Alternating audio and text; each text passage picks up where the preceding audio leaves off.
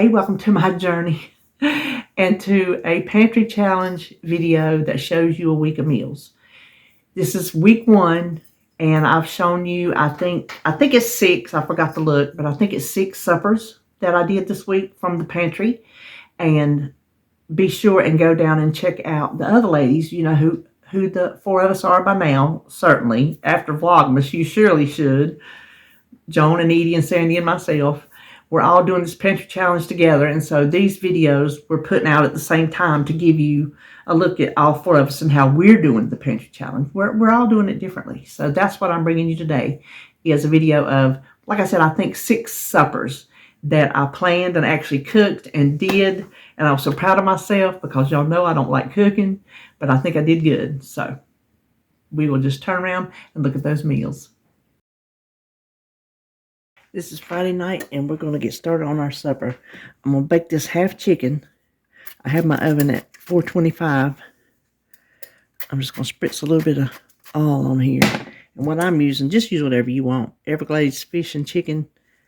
We like the regular Everglades, so I bought this, and we like it too. So I'm going to give it a pretty generous coat. And I'm going to pop that in at 425. Then we'll go over here and start on our baked beans. Now, I definitely should have cut this in half. This is how I made it when the kids were home. I just threw it in there, and then I'm like, oh, I should not have opened 2 cans for me and David, but it is what it is. And I also forgot to saute my onion before I put the beans in the pot, so I put them in here. This is where I'm going to make my polenta, so it's fine.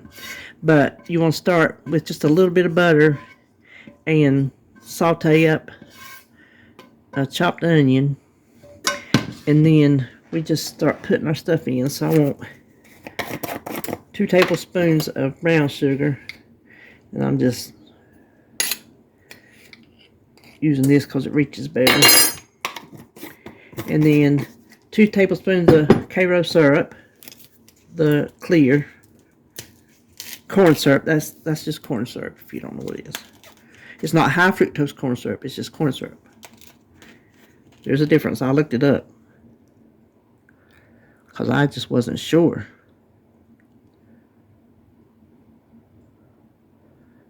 So we'll just say that's 2 tablespoons. And then 2 tablespoons of barbecue sauce. And I'm just using this here Kraft Original. We'll say that's 2 tablespoons. And then a teaspoon of Worcestershire. And then the one thing that I will measure is my liquid smoke, because you can get too much liquid smoke. I'm using the hickory. So just 1 teaspoon. Because you can overpower a dish really easy. So now we'll stir. Oh, I meant to tell you, drain your beans because that's too much liquid. So I'm just going to let these sit over here and simmer while I cook the polenta and the chicken cooks. So next up, we'll get that polenta going. Okay, so I have some butter melting in the pan over here. This is just polenta that I get from Trader Joe's. It has a very long shelf life. You can make your own. It's just cornmeal mush that's been molded, because once it cools off, it's going to form into whatever you have it in. Well, if I can get this open, we might be in business.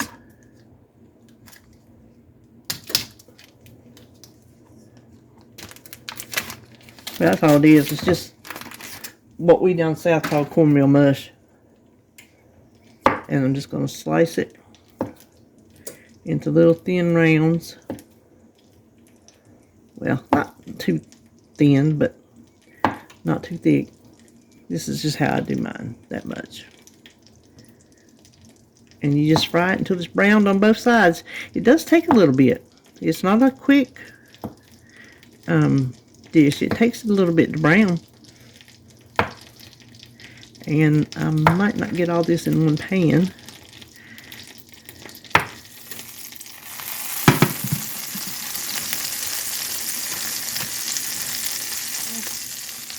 squeeze them in here and then just move their positions around.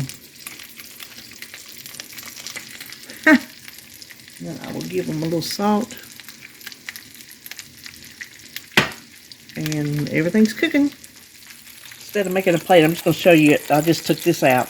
I'm going to let it sit here and rest till David gets out of the shower. So there's my half chicken. It looks really good. And then there's my polenta. I had a little bit of it. I couldn't eat it all, but they kind of shrunk up and all fit around, so that was good. And then there's my baked beans. And I had some bread in the freezer that I took out and sliced into 4 pieces, and we'll have that.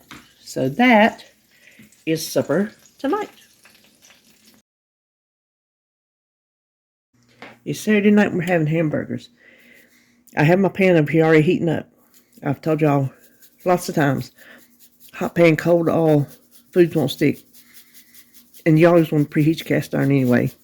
Now, we don't make our hamburgers out of frozen ground beef because it doesn't stick together, and these are not sticking together, but since this is Pantry Challenge, that's what we have. So if they fall apart, we'll just have to deal with it. I'm putting a little bit of oil over in the pan.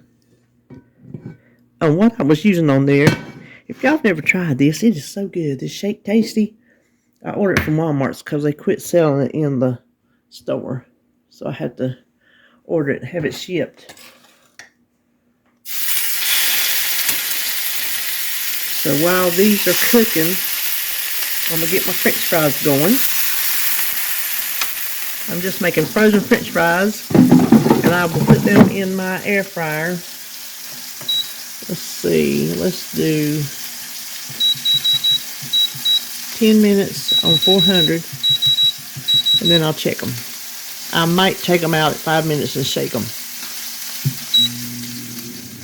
Here's our hamburger and french fries tonight. I normally eat slaw and chili, but I don't have that, so I'm eating lettuce. I don't eat tomato. But I got Duke's mayonnaise and onions and mustard and ketchup, and these are my homemade dill pickles. But what I want to show you is a trick that I learned from Jeffrey Zakarian. So if you use mayonnaise, lettuce, just get you a little bowl and some red wine vinegar, and just give it a little toss.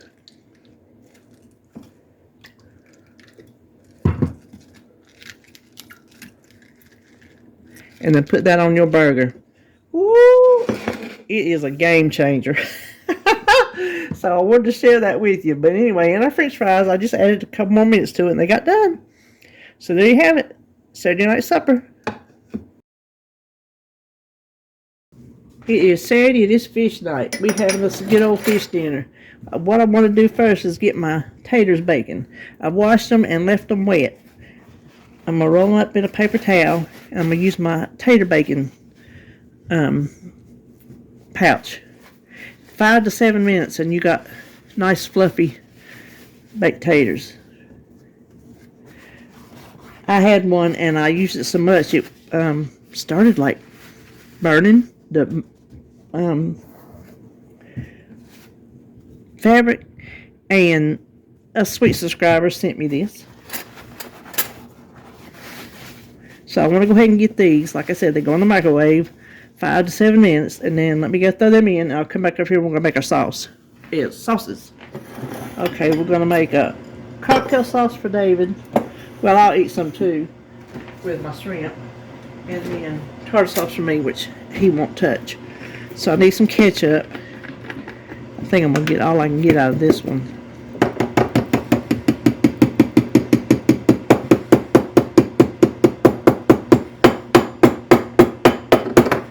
I can run some water in that. What I will do is I will run some water in this and shake it and put it in my leftover vegetable bowl in the freezer so it'll go in my leftover soup. That way none of them go to the waste. And I've already opened up this new. And then this is not the horseradish I need. This is what I got because I bought the wrong thing. Where's my spoon? Oh, I bought the wrong thing last time we needed horseradish. I think this is the the horseradish sauce.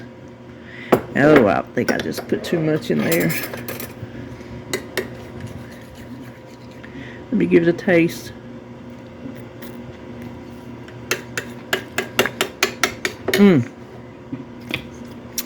Laws have mercy, I got too much in there.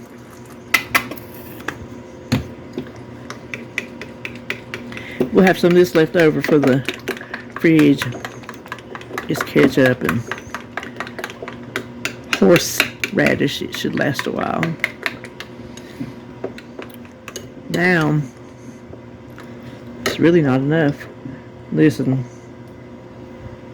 welcome to my world of cooking. Okay, that's good. That's good. We'll set that back there. Now we're going to make our tartar sauce. We're going to start with some mayonnaise.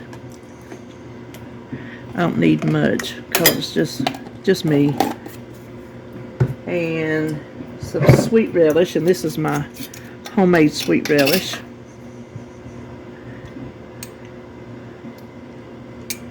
I forgot my onion powder. Hold on. Not much.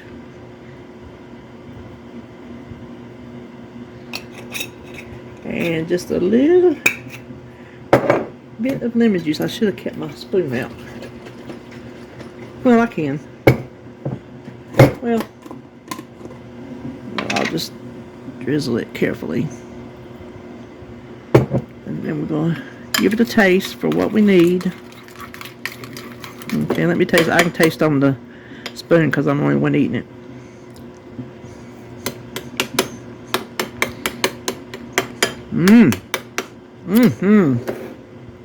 Perfect.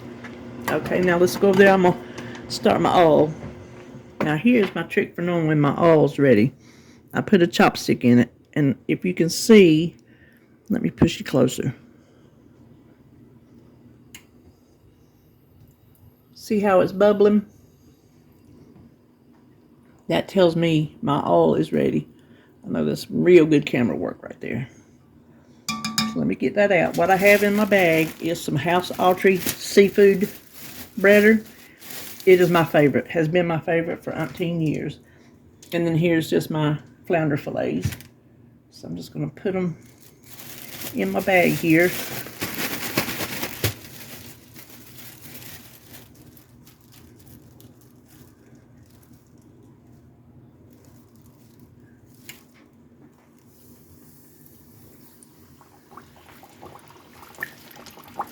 It does not take fish long to fry. When it turns golden brown, it's done.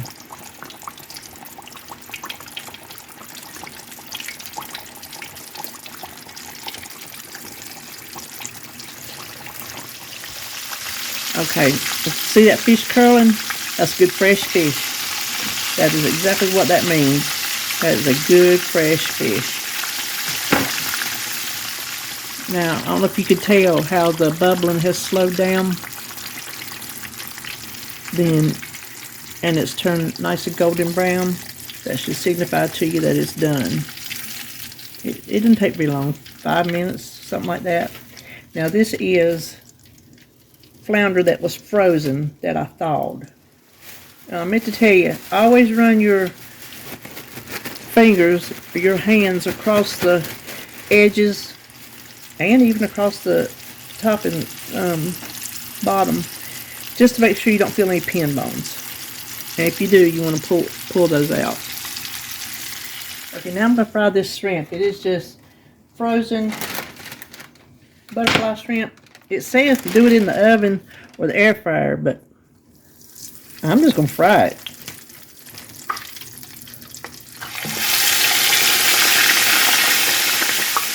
Alright, here is my plate.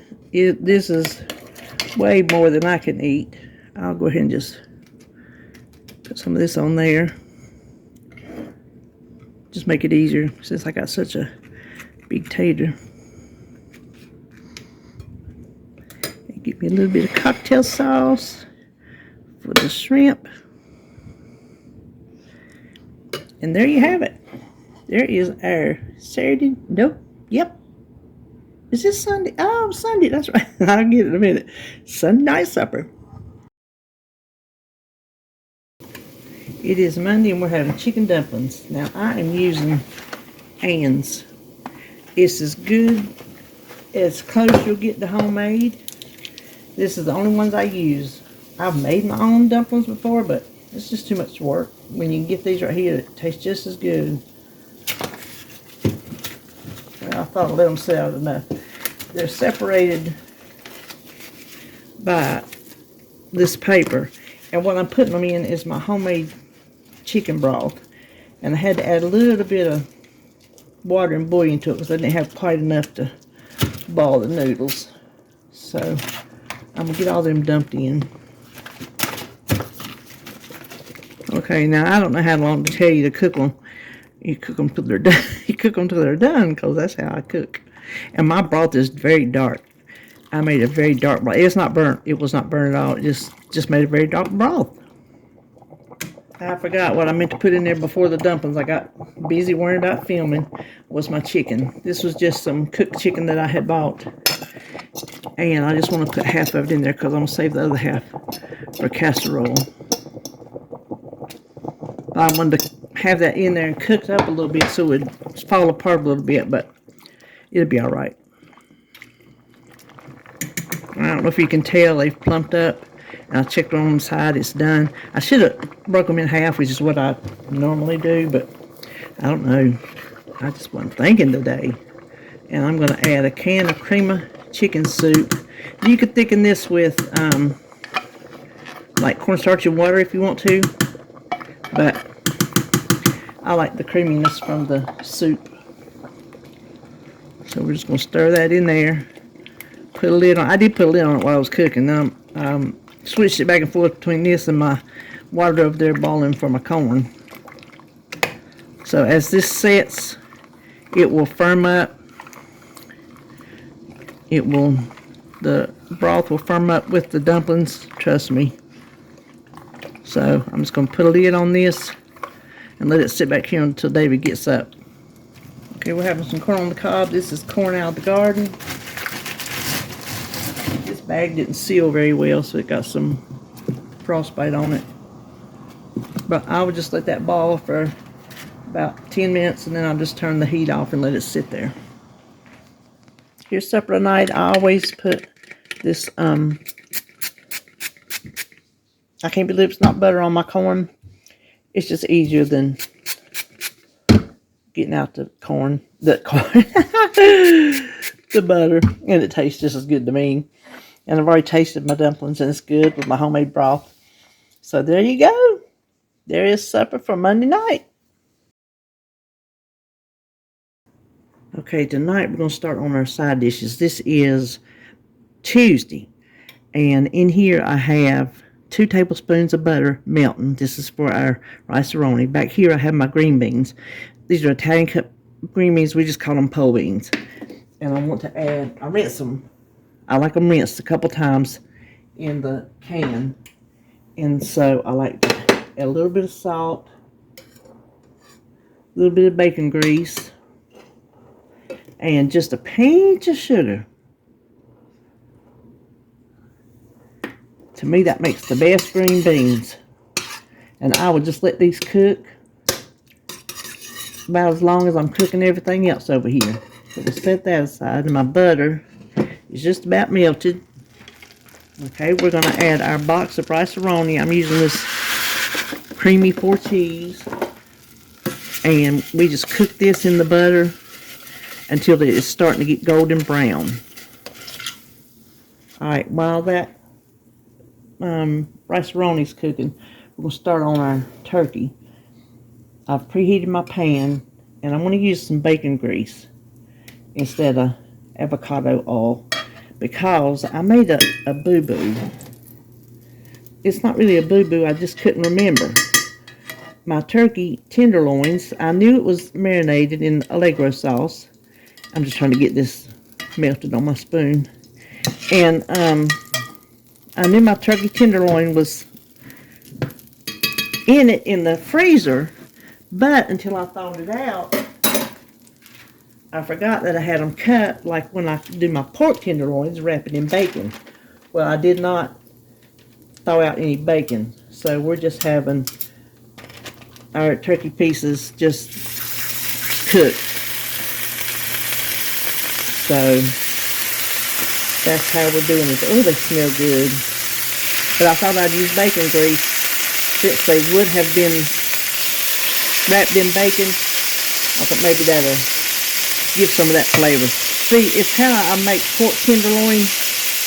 But since David rarely eats pork anymore, I thought, well, why not try it with turkey? And so, you know, you get 2 pieces in the pack. And I did it last time, and we really liked it. So I'm just going to cook that until it's done. No special things of that. Let's get back over here and look at our rice. Alright, our rice is starting to brown on us. If I don't watch it, it's going to burn. Getting busy doing too many things at one time. Okay, that's as brown as I'm going to get it. Now we need to add 2 1/4 cups of water. Let me stir that up right quick. It doesn't say bring it to the boil. Let me make sure. Oh yeah, bring it to the boil. And then we cover it and reduce the heat. So we're going to let this, it's about there. Okay. Now we're going to turn it on low.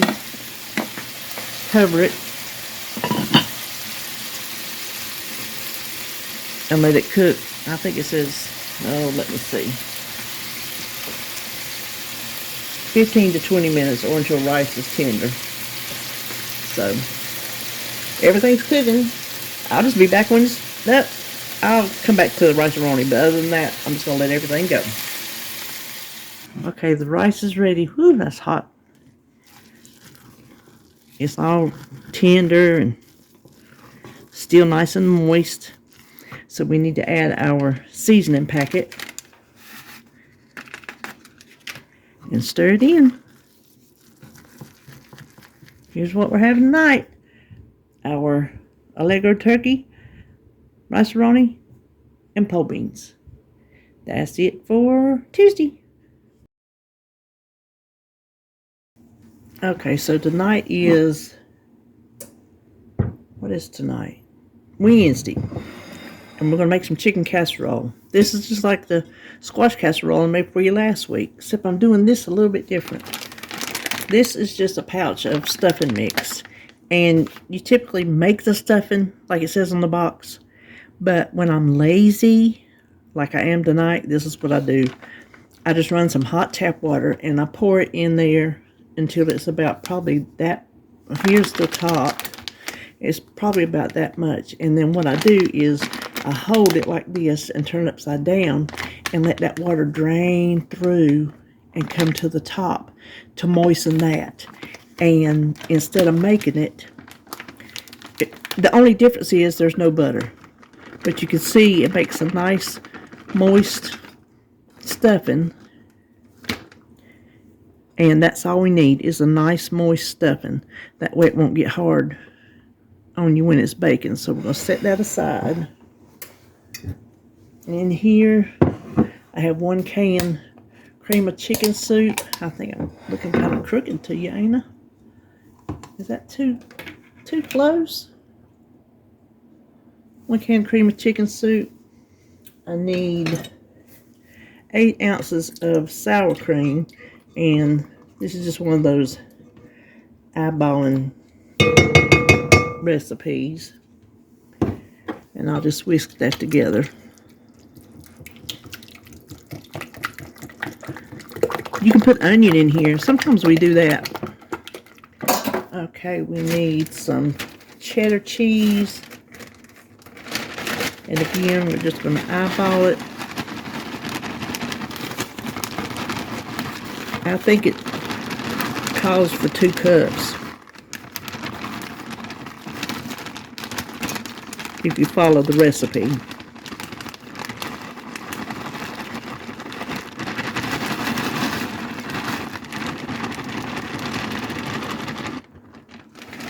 Okay, then we need some chicken.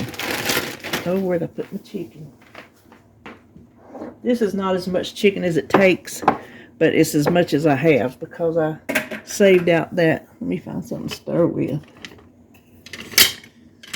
That cooked chicken that I had bought, I used half of it for the something the other day. Gosh, I don't remember. That's been a couple days ago. So let me see if I can break that up a little bit. But you just want to put in maybe a couple cups of cooked chicken. And you can use chicken breasts, chicken thighs, whatever you can do this with turkey if you have cooked turkey. But this is the same way I make my squash casserole. Sometimes I add broccoli to my chicken casserole. That's really good. Okay, let's pull this over here and see if we can get this in here. I have my oven preheated to 350. Okay, then we're going to take the rest of our stuffing and we would just break it apart with our hands and spread it around. Like I said, I had it preheated at 350. I don't know how long it cooks. It's just till it's nice and bubbly, heated through. When it starts bubbling around the edges, you're good. All right, let's throw this in the oven and make some okra patties. Okay, this is my mama's recipe. This is the okra we had frozen from the garden, 2 cups. So you need 2 cups of fresh okra, or frozen, but not breaded, just plain okra. And I have an egg in there. Now, let's go ahead and add, oh, where's my onion? You don't need much onion at all. Just a little bit. We want to mince this up just a little bit before we, I hate to keep coming in front of y'all. Hold on.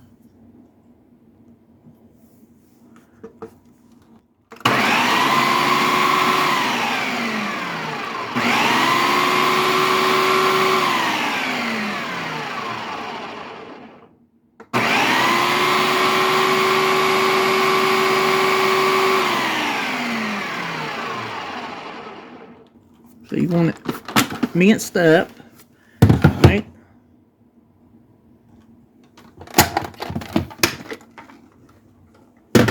Now we need, hold on, with some good camera working right here. Tablespoon of flour, just plain all-purpose flour.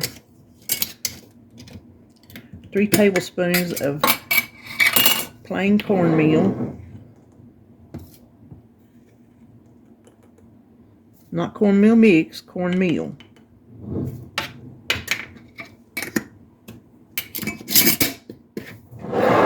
And some salt and pepper. That might have been too much salt. That come pouring out of there. And then we are going to mix this and it should start coming together.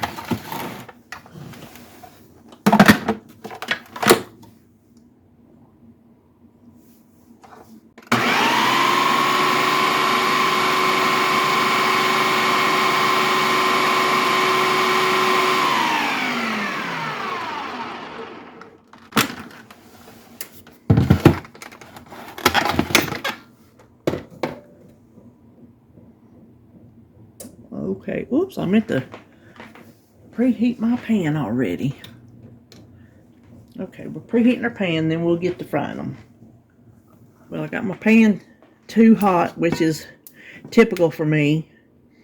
And if you use fresh okra, now I added 2 more tablespoons of cornmeal because that frozen okra had a lot more liquid to it. But if you're using fresh okra, it will be a firmer batter. But there's nothing wrong with this batter here. So you're just going to drop spoonfuls of it down in some hot grease. I'm just using avocado oil. I thought about using bacon grease, but I decided just to go regular oil.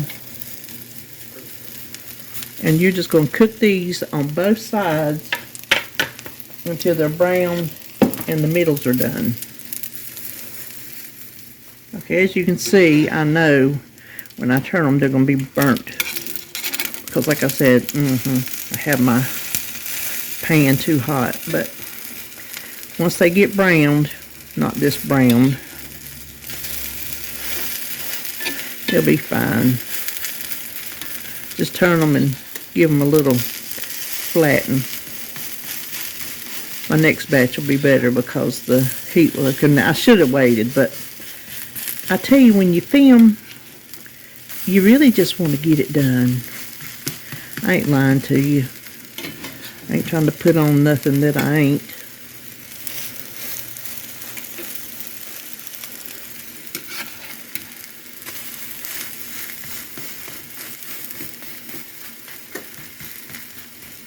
I can hear that the heat's come down. So just let these cook on that side as well. Well, I didn't turn on my camera as per usual in a lot of videos. So here's my plate. Here's my chicken casserole and my okra patties. And I just had some purple whole peas with it. So that is the end of this video. I hope you enjoyed this week of meals, and be sure and go down and visit each of the ladies that I have in my description box to see what they had this past week. So that is it for Pantry Challenge Week 1 of meals. All right, see you when I see you.